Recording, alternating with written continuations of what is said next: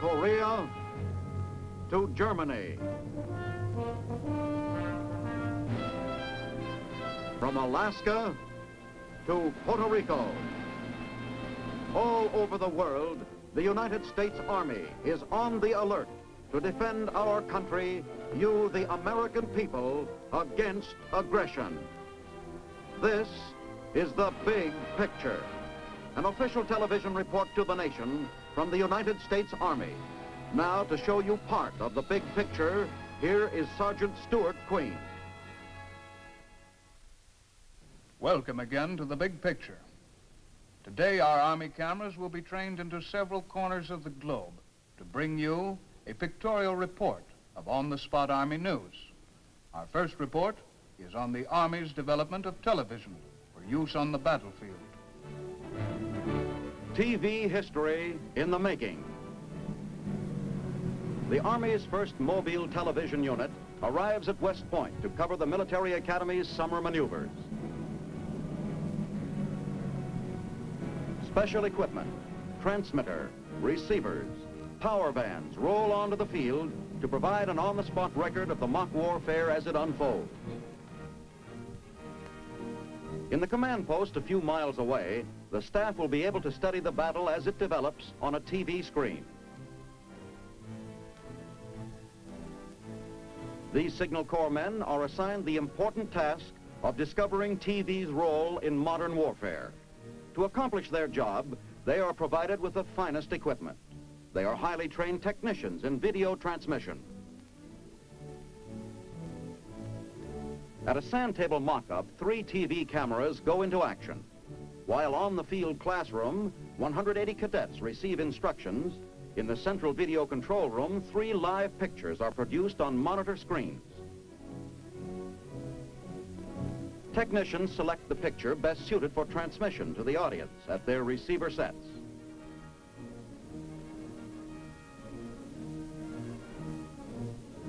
In this way, the lessons of the infantry artillery team are presented not just to one cadet class, but to many simultaneously.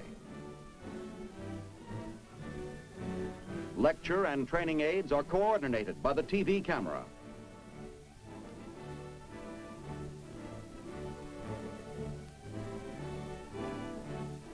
The cadets use the Bishop training aid, a device used to simulate battery fire. This one-class demonstration may be seen by hundreds on their TV sets miles away. The cameraman focuses his lens to cover the action. Fire!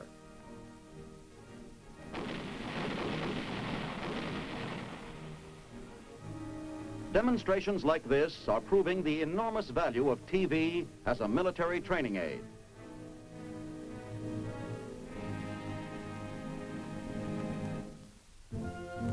The TV camera now prepares for its role in military tactics. Signal Corps commentators at Lake Popolopan watch the monitoring set and give an account of the action for the official observers. Miles away, the Academy's staff will prepare critiques based on what they see on their receivers.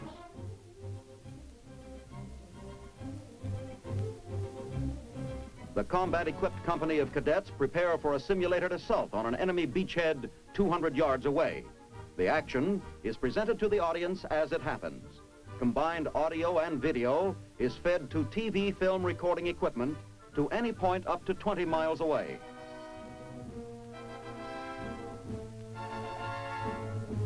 A TV close-up covers the boat launching and closely follows the progress of the water crossing. A television camera is airborne to transmit an aerial view. In wartime operations, this type of visual information could prove invaluable to an audience of staff officers, giving them an immediate picture of the battle situation. Intelligence, reconnaissance, fire control, briefings. The military potentialities of television are unlimited. The experiments conducted by the Signal Corps Mobile TV section prove successful. An enthusiastic audience sees the beginnings of a new future for military television. Every day the Army grows stronger as mechanical improvements are made to weapons and equipment. But in the final analysis, it is still the foot soldier who must win and hold the battlefield. To make sure our combat soldier is tough enough to carry out this mission, whatever the battlefield terrain, the Army has this kind of finishing school for infantrymen. Join the Army and stay on the ground, said the recruiting sergeant. So what happened? I'm making like a mountain goat, 12,000 feet up in the air already. Mountain warfare training, they call it. You gotta be able to fight and know your way around, however high the mountain. And to learn the ropes, they got a school for it in Austria. One morning, they put some packs on our backs and marched us to the mountains, just like that. You're gonna be mountaineers, they said.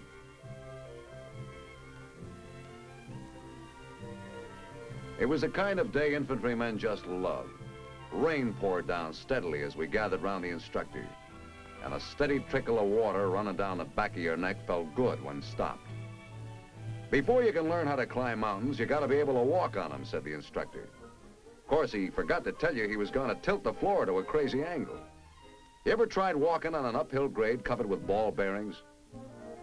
So hours later, you finally get to the top. And when you do, what does the man say? All right, you guys, now run down to the bottom. And down you come.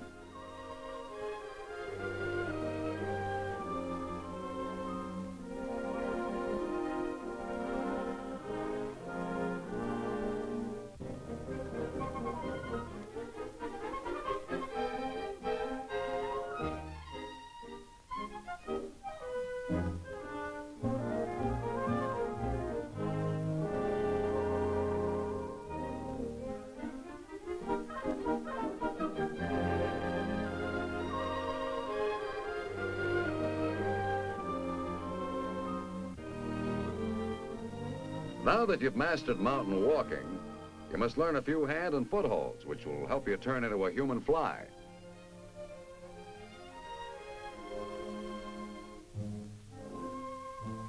This is known as your buddy's dirty boot hold. When possible, it should be used during rainy weather. Otherwise, you don't get as dirty.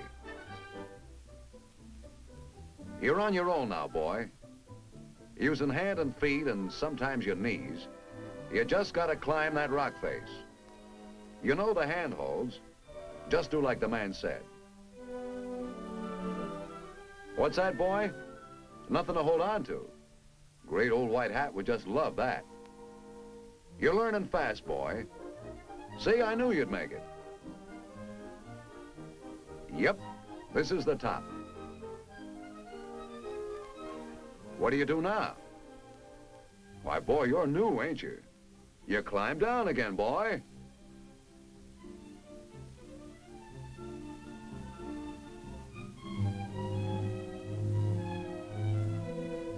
Then the complicated stuff begins. Your hands and feet will take you just so far. Now you must learn about rope climbing, what knots to use and what knots not to use. The climbs get tougher, but so do you. And there's a terrific thrill in conquering nature's greatest obstacles. It's a science where a slip of an inch can be as good as a mile, straight down. There are all kinds of ways of beating this old mountain, and you'll learn them all. Up or down, you know how to do it now. You've lost a few fingernails, but your hands are like hooks. And instead of legs, you got a couple of clamps on 2 long springs. You're becoming a mountaineer, and you respect the danger.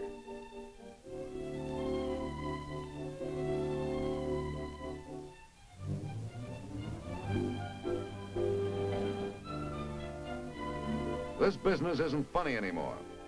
A guy might be injured up there on the mountain. And there's ways of getting him down if you listen. And you listen. Because one day that guy on the mountain might be you.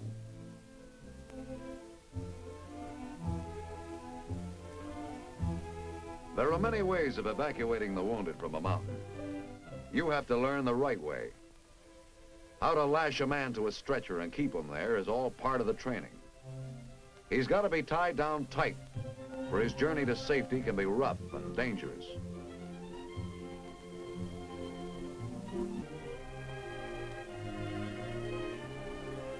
Whether it's Indian fashion or aerial tramway,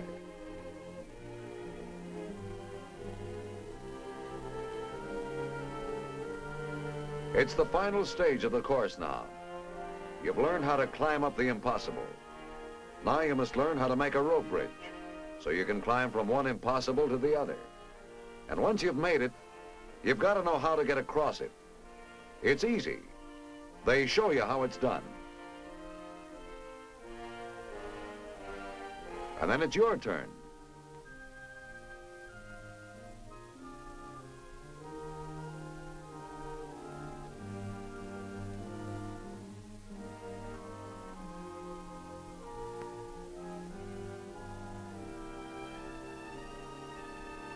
One step forward, and you push out with your arms. It's easy once you know how.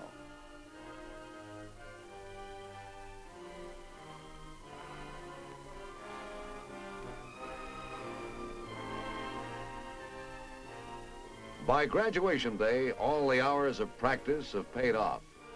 And a dangerous uphill rope bridge over a deep ravine is the final test of your skill and training. Whatever the terrain or obstacle, we're ready.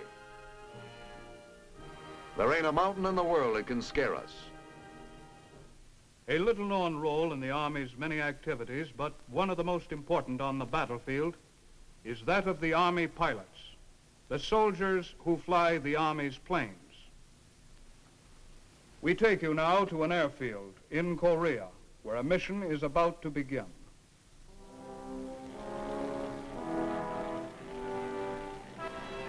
It's quiet on the strip now. The planes stand idle in and out of the hangars, frozen by the uneasy troops. But not so long ago, they worked around the clock here in Korea, sending Army planes deep over the enemy's lines to reconnoiter and report. It would begin like this. The operations officer got the first word. By phone, he learned that a troop commander at the front was running into trouble from a concealed enemy gun. Its position was concealed from ground observation by the mountains. It was up to Army air observers to do the job.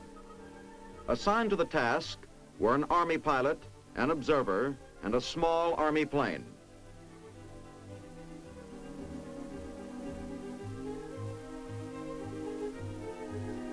From the ready room came the pilot and observer, veterans of many such missions.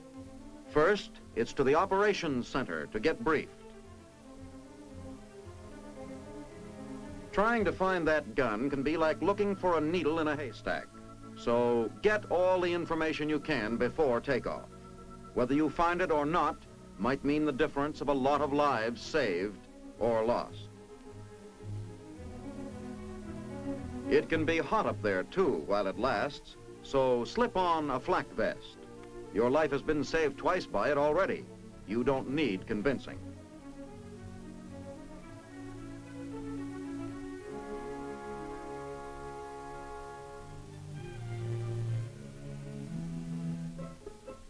And this is Bertha, your plane. She's slow and she's never owned a gun in her life, but she's got a tough skin, and she's been going steady with you for a long time now.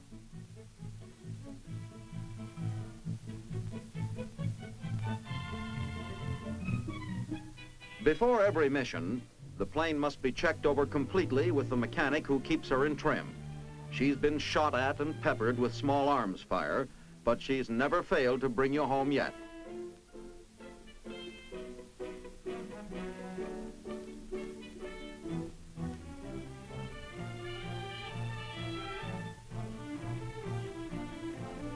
A last-minute check with the tower, and the mission begins.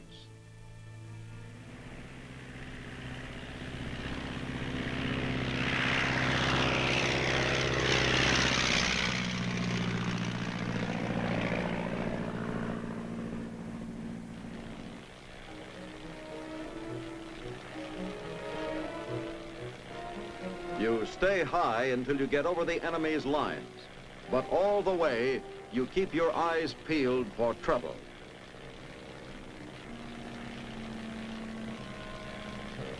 And now approaching battle zone. Black is light, and going down for a look-see. Over.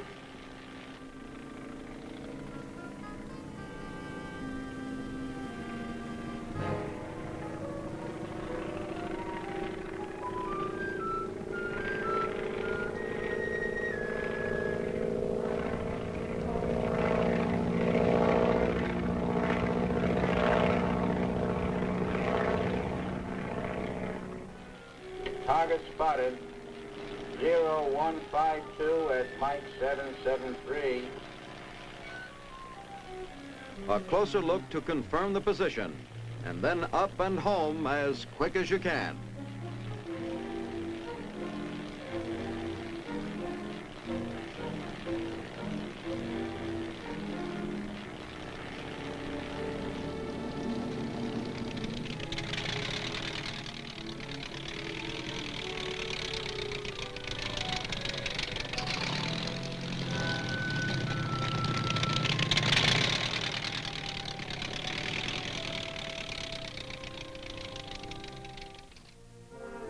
This time it was easy, but all the facts of the mission must go into the record just the same. How many guns did you see? What was their position? Were there any obvious troop movements? It must all go into the report.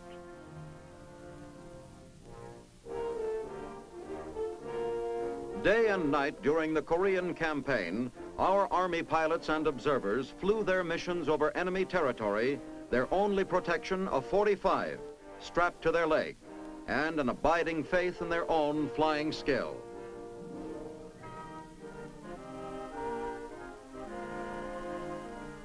Helping them to write this new page of Army aviation history were the mechanics and technicians who kept the flying berthas flying fit.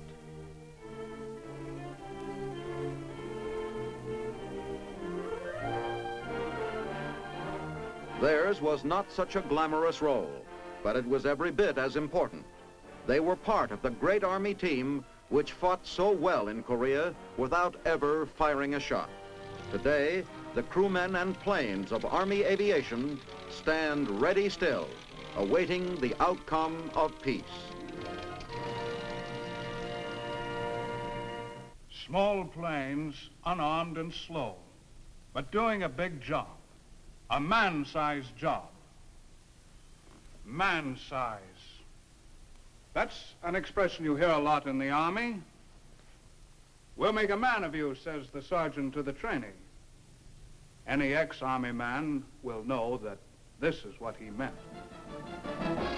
At Camp Gordon, Georgia, an arena called a struggle pit gives Signal Corps basics a taste of man-to-man combat. A painless first step in eliminating any timidity among trainees. That is, men. Today we're going to give you a chance to have some fun in the struggle pits. First off, we're going to show you some things that you may not do in the pit. Demonstrator, come forward. First of all, remember, you cannot use your fingers to gouge a man's eye. You cannot pull or twist his nose. You cannot grab his lips to pull him, to push him, or twisting. You may not use body slams with your fist. Any part of the body. You cannot grab the man's ears. Remember, you may not use any jiu-jitsu. You also may not use any judo. Ooh. Also, you may not use your knee to the groin. You may not run your feet down the man's shins or use his instep to hold him. The only way you may get the man out of the pit is by bodily picking him up, carrying him to the wall, and throwing him. Now we'll run over our procedure that we follow here in the pits using a whistle. On the first whistle, you will get on your feet, move under the ropes, line up on the outside of the pits. On the second whistle, you'll charge into the pits and engage each other. On the third whistle... In other words, Junior, it's murder by the numbers. On the fourth whistle, you'll clear the pits back to your respective side. Now, if anyone is injured, remember, call a referee or myself.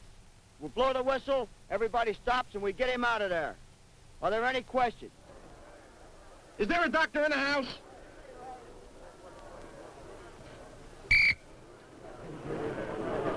It's gonna be a lovely day for a hanging.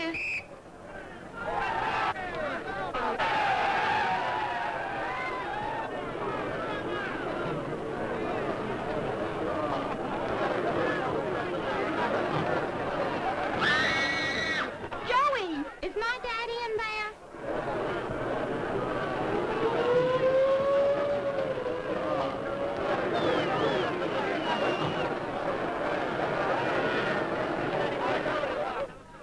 Get away them suede doors.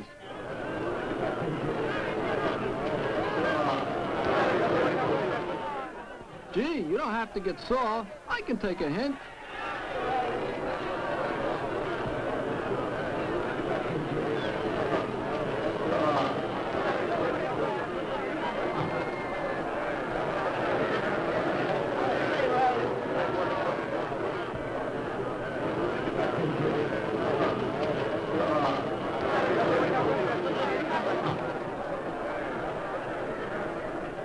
All right. So all right already. We'll go quietly. And so, Junior loses fear and timidity, and what's left emerges as a man. A lighter side to Army training, but one which has its kicks. For our last report, we go to Germany, where our on-the-spot cameras record the military police on duty in this powder keg country.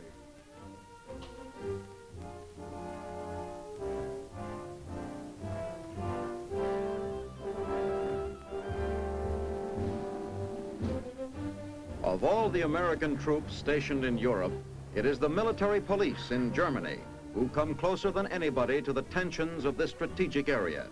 The MP on town patrol must work closely with civilian authorities in preventing any kind of trouble which might flare up between East and West. American military police and the German civil police jointly patrol the town, and a normal day's duty will see the MP checking his beat with a German policeman and his police dog. At the lonely border stations where a wooden barrier across the street is the difference between democracy and communism, the MP again works in unison with the German police. It is at spots like this that the tension is at its highest, and the military police patrols must constantly be on the alert. A special MP highway patrol polices the Autobahns and is part of the huge security network which protects the western zone. Any suspect car believed carrying contraband goods from the U.S. zone can be halted and searched at any of the border crossings. A German customs official carries out the actual search under the watchful eyes of the MP Customs Unit.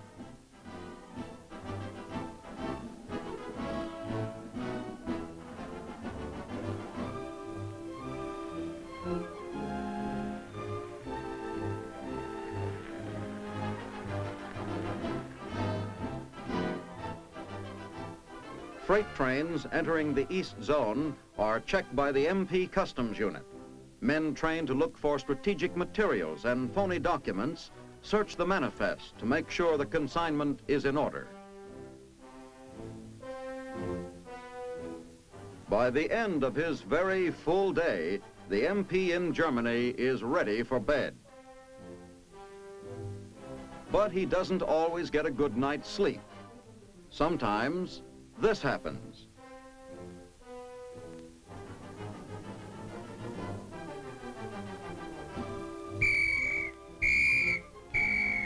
Alert! Alert! Even MPs living off post are called back in. Everybody turns out with full field combat equipment. They might be gone for days.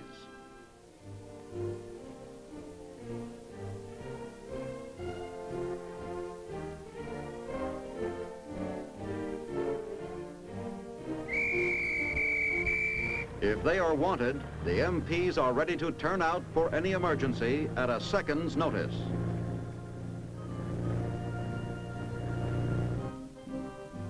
The MPs also ride the Berlin Express as one of their many duties. At the station in Frankfurt, they stand guard while passengers board the train. The express passes through the Russian zone on its way to Berlin, and maximum security precautions are taken. The passengers are a mixed lot of all nationalities. Their papers must be checked and rechecked, and each passenger must carry a copy of their traveling orders in Russian.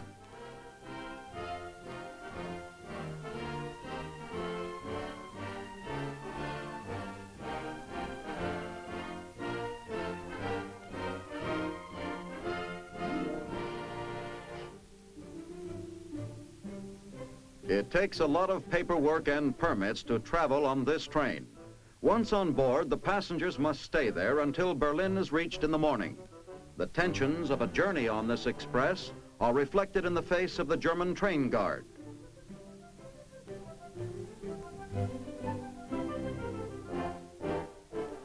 The last passenger is put aboard, and the MPs follow him. Every door of the train is locked and is kept locked for the entire journey. Patrolling the train, the MPs protect the U.S. personnel and mail, which nightly ride the Berlin Express.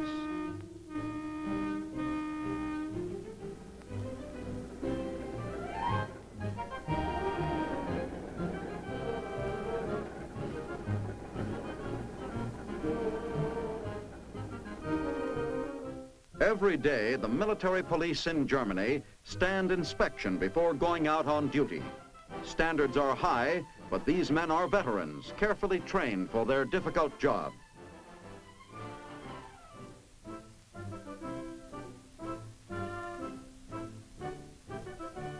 As long as our troops remain in Germany, the military police will be there, guardians and protectors of our army, as well as soldier ambassadors of America.